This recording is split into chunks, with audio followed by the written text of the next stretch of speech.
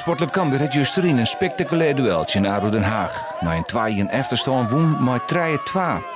Het gevoel nou erin wie een mix van blijdschap en verromming.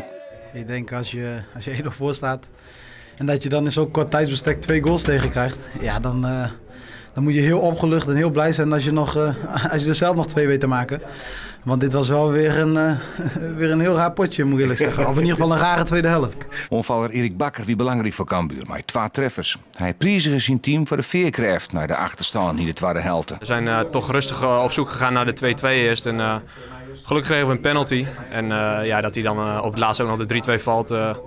Nou ja, dat is misschien een beetje ook de fase waarin we zitten. En gedeeltelijk dwingen dat misschien ook zelf af. Hij is voor de hele ploeg mooi. Ik vind het belangrijk voor Erik Bakker dat er de Sabi zit. En dat het de 2 leidt. Dat is voor hem goed. Die krijg ik even een drukkertje nodig. Daar ben we altijd mee bezig. Kom op Erik, kom nou eens uit die comfortzone is een mooi woord. Maar doe maar man, zie ik eens goed voetballen.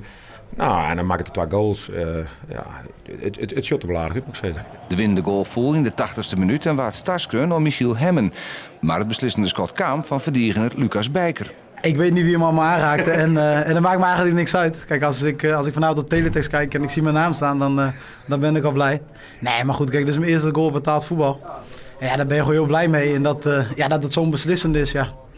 Mooier kan niet, moet ik eerlijk zeggen. Maar goed, aan de andere kant, ja.